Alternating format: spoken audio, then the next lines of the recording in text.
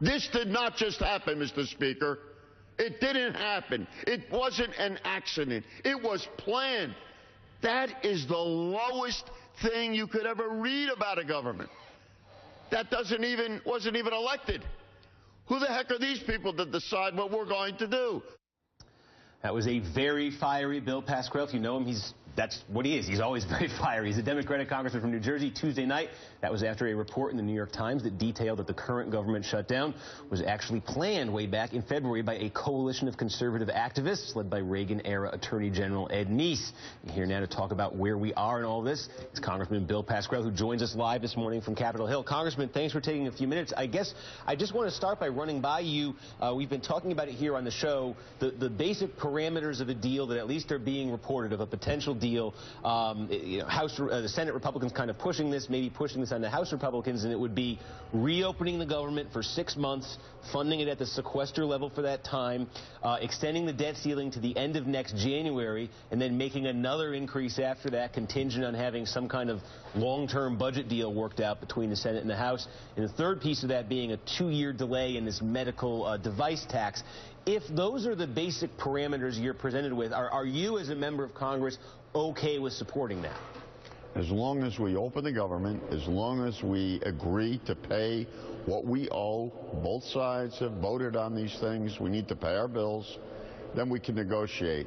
So whether it's the medical device thing, which I'm not very happy about removing, because what are you going to replace it with? But we are not going to essentially affect the Affordable Care Act, thank God. Well, can you pick up that point for a minute? Because I think maybe we should take a step back here on the medical device tax, because everybody's been about this, and I think everybody's sort of reaction is probably to shrug and be like, why is this thing such a big deal? Why is this tax on medical devices such a big deal? Can you explain why this has become such a central issue and what it represents? Well, we're talking about $40 billion over a period of time. It's one of the ways we're paying for the Affordable Care Act. I think that there's been enough evidence over the last 15 years that parts of this industry, I say parts of the industry, have actually been in collusion with doctors, have many times been indicted, got away with it, by the way, by paying a fine. I'm not so sure that that's not the way to go, but Steve, it's nothing to hang your hat on and say, this is the essential point which I will not go beyond. It's part of a package. If it's reasonable, I think Senator Collins is heading in the right direction. It's something that we can be talking about as we are right now.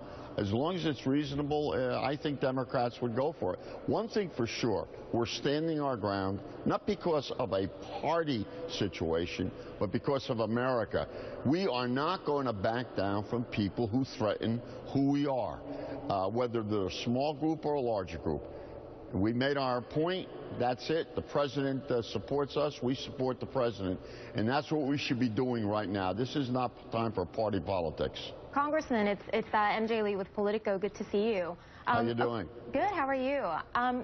You've obviously been very critical of your colleagues across the aisle, including Congressman Scott Garrett from your state. I mean, what is your sense right now in terms of Republicans and where they stand on, defunding Obamacare or weakening Obamacare? I mean, do you think that most of them view it as a moral issue, or do you think that even the folks who, in the beginning were initially for defunding Obamacare, I mean, how much of a concern is it for them, just looking over their shoulders and being afraid of having, a primary challenger who is considered more to their right come after them next year?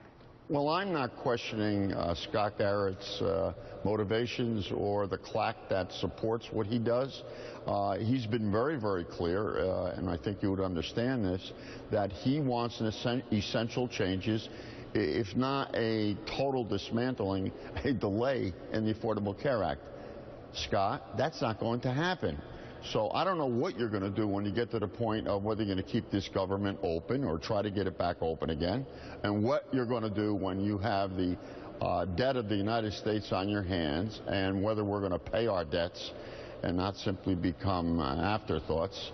I don't know what he's going to do about that. And we either have great motivations, that's fine, and the American people are more important than either political party, he'll have to make a decision. We're talking about ideologues. We're talking about people who can't even communicate with their own party. We've seen that. We didn't make this up. We didn't create this situation over the last 2 weeks. Who would have thought 2 weeks ago that we'd be talking about the dismantling of one of the great political parties? And 20, 30, 40, 50 people are not going to do that to America, and they're not going to do it to the Republican Party. I can assure you that. All right, Congressman Bill Pascrell, going to be a busy day there in Washington. Thanks for taking a few minutes. We appreciate it. Our world-famous